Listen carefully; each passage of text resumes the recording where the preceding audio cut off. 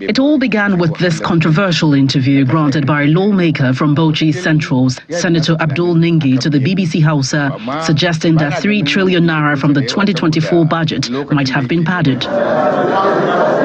The interview sparked a huge debate, and so when plenary resumed, it was not the usual. Page 693. A motion is raised on a matter of urgent importance by the chairman of the Senate committee in charge of the budget.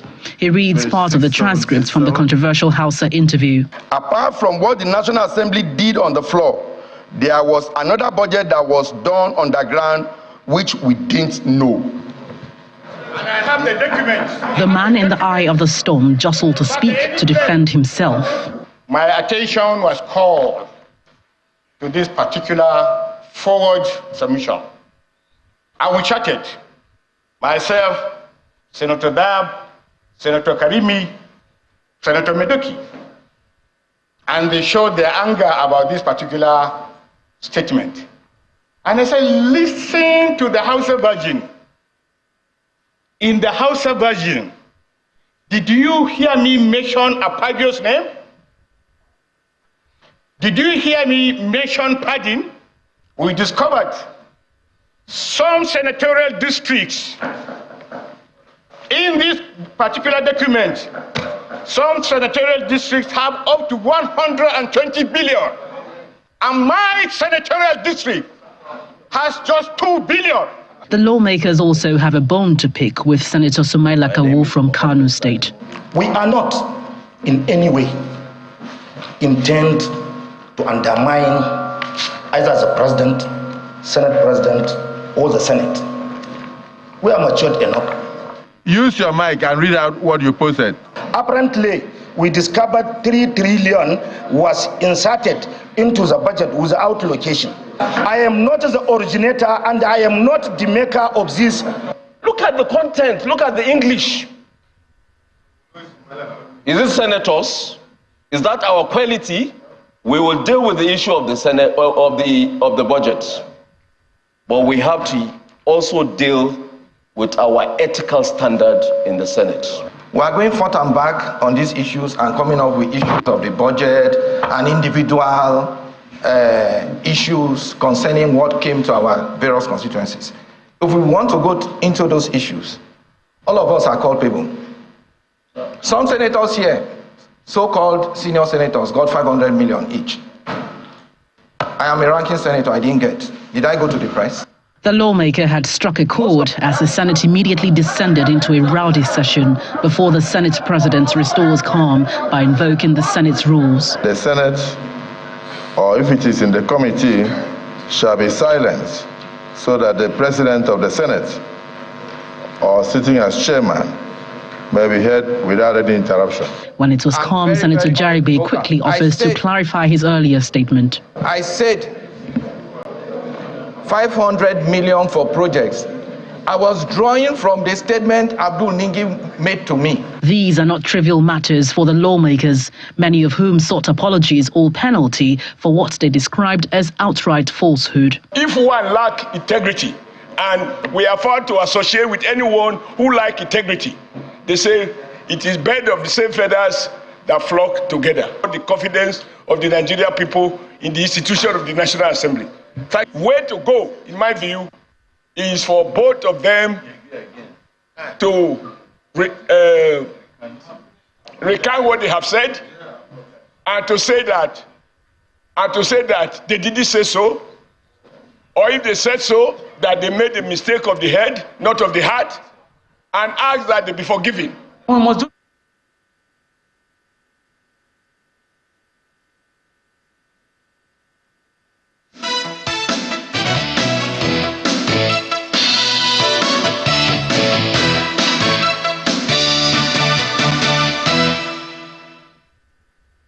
So the conversation continues, shall we say, but what's the latest? What are the perceptions and whatever it is that needs to be understood that hasn't been understood? Let's speak to someone who should know. Senator Gershom Bassey is a former lawmaker with the 8th and 9th Assembly and the Senate, and he's here with us in the studio. Thank you so much for joining us today. Thank you. What do you make of all of this, first of all? It's not unusual. These things happen in the Senate, in the National Assembly. I think that's what we're there for. We're there to speak our minds and to be very open about what we say to each other. So I think this is normal parliamentary procedure. I don't see anything unusual about it. You said these things happen. Should they happen? Yes. Yes. I mean, if the only issue I see there in all that has happened is that there were certain meetings that were held. What has now come out is that there were certain meetings that were held, and there were certain decisions that were taken in confidence in those meetings with the Senate President. And of course, senators are distinguished. We're supposed to all be honorable. So if there were meetings held and there were agreements reached, then naturally, as distinguished or honorable people, we should stick to those agreements. I think that's the real issue there. But as for the issue of raising concerns or not raising concerns, I think that's natural. And I think the Senate President did very well. From what we are told in the meeting, he said, look, if you have concerns, then I'm very interested in knowing what these concerns are. So let's wait, see your final investigation, and then we will treat the issue. So I think that was the way to go. So when you talk about the, conversations or decisions made that were not stuck to, in this context, what do you think those conversations could be? Well, you had a process that was ongoing from all that has emerged. You had a process that was ongoing. A senator had hired, or a group of senators had hired a consultant, and he had produced an interim report. That interim report was discussed. The matter was not concluded. So the process was ongoing.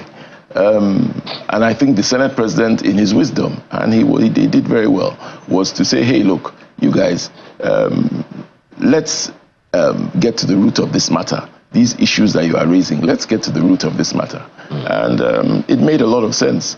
The problem was not sticking to what was agreed in the closed-door meeting. I think that's where all these issues arise. So are they in any way connected with those issues that you talk about? Are they in any way connected with these allegations raised by Senator Ningi? Well, if you listen to I listened to the debates yesterday on TV, and so if you listen to those issues, you will find that Ningi had raised these issues with the Senate President, with his other colleagues from the forum, the Northern Senators Forum, and they had reached an agreement. According to what we heard yesterday, they had reached an agreement. And the problem was that before that process was concluded, an interview was granted. Now, the next issue was that because the information that was being discussed in that interview was not conclusive, that is what created the problem. Now we find that, a lot of those suspicions have been clarified. Yesterday, the chairman of appropriation stood up. I listened to him very attentively. He stood up and clarified everything to the last kobo. So he was able to clarify those things. He first read Ningi's interviews and his concerns, Ningi's concerns, I won't say. Why not? You are a senator. You have to have concerns. But those concerns, the Senate President was addressing them, and now we find out that those concerns appear to have been unfounded because the chairman of appropriation has clearly and very eloquently addressed those things in some detail. Not only did he address it in some detail, he went ahead to give precedence and say, look, in the last 3 budgets, the same procedure had been followed. That is, you have a budget. What had happened was that there was a budget of 25 trillion passed. But then there were MDA budgets which were not captured in the document, but were all part of the national budget. And so he said, look, this is the area. There's the so-called 3.2 trillion that you say is not there. It's there. It's in the MDA budgets. and so on, etc. So these things, these issues were clearly addressed yesterday. What then do you make? I mean, you said earlier before we came on that perhaps there are some misconceptions on the part of Senator Ningi. No. Look, Senator Ningi, as far as I can see, was doing his job as a senator, which was, look, I have some concerns, and so on and so forth, as a senator. And he did the right thing by going to the Senate President and saying, Mr. Senate President, I have some concerns. But are those concerns always also valid to put in public domain when, as you said, they are being addressed? That's the point. The point is, I have those concerns. And Mr. President, Senate President says, oh, I'm also interested in these concerns that you have raised. How, and he explains and says, we have an interim report. Do you understand what I'm saying? You have an interim report. And he says, and Senate President says, okay, let the report be completed, and then we go into the matter that he is also interested. So it is for you, from what you see, you can see it more as a governance concern. Procedural concern. Procedural concern that relates with governance. In what sense? I'm not clear. Because I mean, if it's, where I'm going is how much of this is political, how much of this is really fundamental. Well, in the Northern Senators Forum, there are many political parties, so clearly it cannot be political. If the Northern Senators were meeting with the Senate President across party lines, then clearly it's not political. It is clearly a concern of senators. And they were quite right to go and meet the Senate President to express these concerns. That is taken. Yes. Because the reason I'm asking this question is so that the confidence in the Senate can be restored, because even the Senate, quite a few of them, including the President of the Senate, believes that the Senate, the image of the 10th Senate has been, severely damaged by this particular occurrence that has happened now. So that's the reason I'm asking the question. If it is a political thing, let it be clear that it's political, because that is the angle that it would seem like that's the angle that Senator Bamidele was speaking from. Well, they have more information than I have, but from looking at it as a citizen of Nigeria, looking in, and not as a 10th Assembly senator, what I see is that there was a concern by some senators across party lines, and they did the right thing by approaching the Senate President. The problem arose when one of them now went and granted an interview expressing some of these concerns, albeit in a fairly sensational way, to the BBC.